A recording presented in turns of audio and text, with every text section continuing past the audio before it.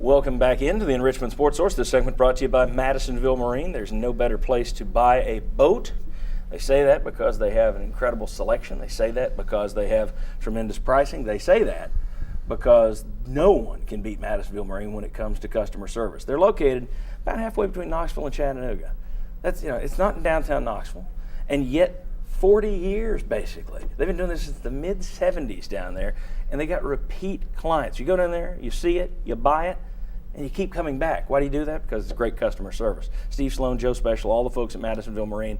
Get down there and check them out. You will be glad that you did. Okay, back with Jim, Mike, Bob, Jimmy. This is very difficult for me to remember names. It's funny, the older I get, we're back with Stan, Lou, Joe, and Henry. I don't even know. We'll start wearing name badges for you. That would help. All right, my eyes are going too, so. All right, I want to talk in this segment about cupcakes and cupcakery, bakeries, pastries, cream puffs.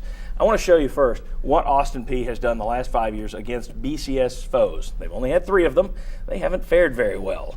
Butch Jones actually laid 62-point victory on them a couple of years ago. Wisconsin hammered them. Now let's look at Tennessee against non-BCS foes over the last 5 years. A lot of wins here, a lot of big wins. Akron a little closer than anybody would want. I mean, the Akron offense looked pretty good for half last year.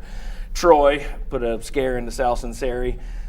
You look through that list, a lot of big wins. The UAB overtime where they carried a player off the field after winning over UAB. Then it was their kicker. Yeah, we've got some more. There we go. Memphis, the only one there you saw scare, Northern Illinois 13-9, and then of course the Wyoming game 13-7 under unusual circumstances. But for the most part, when Austin Peay goes up against a big school, they get hammered. When Tennessee takes on a small school, they win, and they usually win pretty heavily, regardless of whether it's Lane Kiffin taking over or Derek Dooley taking over. So my question for you guys first, any reason for concern at all with Austin Peay? I mean, you've got Appy State, Michigan, Jacksonville State versus Ole Miss. Any reason at all for concern? I will go with no, and just colored a little bit by, every school has to be somewhat concerned. But Tennessee's down at the bottom of their curve for them right now. So if you go out there and you play really sloppy and turn the ball over and do some things, that's the concern. If Tennessee comes out there and just doesn't make stupid penalties and turn the ball over, they probably cruise. So play smart, you win, and you win easily. Yeah, I think it's an easy win. Appalachian State was a Division I AA championship caliber team.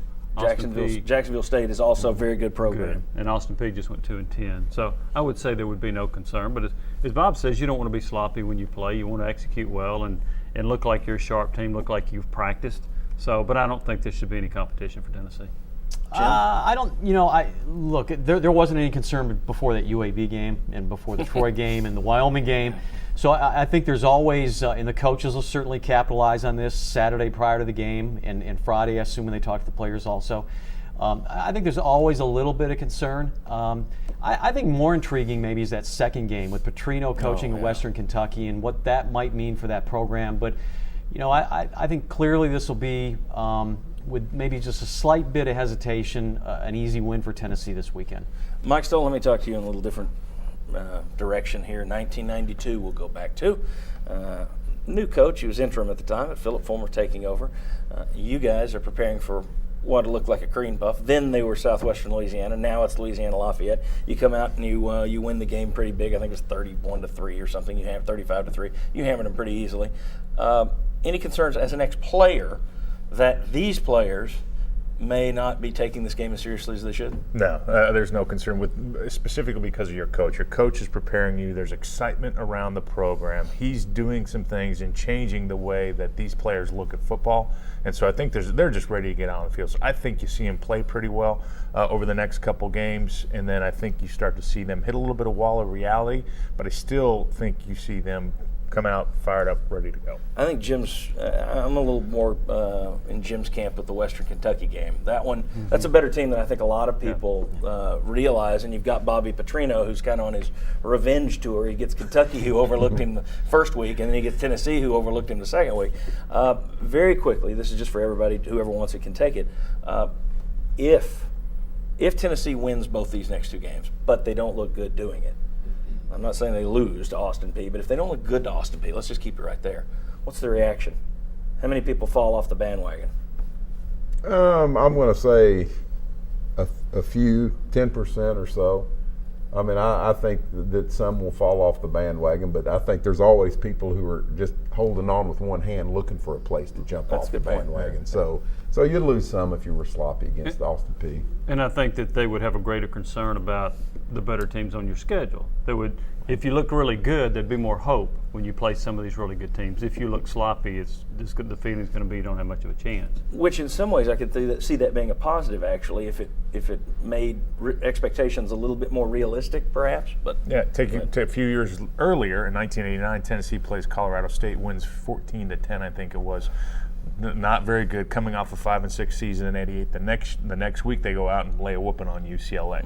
So there's a lot of things, win the games you're supposed to win, but again, those ones that are up in the air that you're not supposed to win, if you can pull one of those off, that boosts your program. okay. Go ahead. I think the team will be tight. I think they'll be tight in a good way. I think Butch knows what he's doing. I don't, they may get outmanned at some point during the season. I don't think you're going to see the sloppy play you've seen in previous years. Okay. I really don't.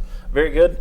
You guys will be back with us a little bit later. Next segment, who's had the better week? Gonzo Martin, Philip Fulmer, Bruce Pearl, Butch Jones. We'll discuss and we'll tell you why. Come on back.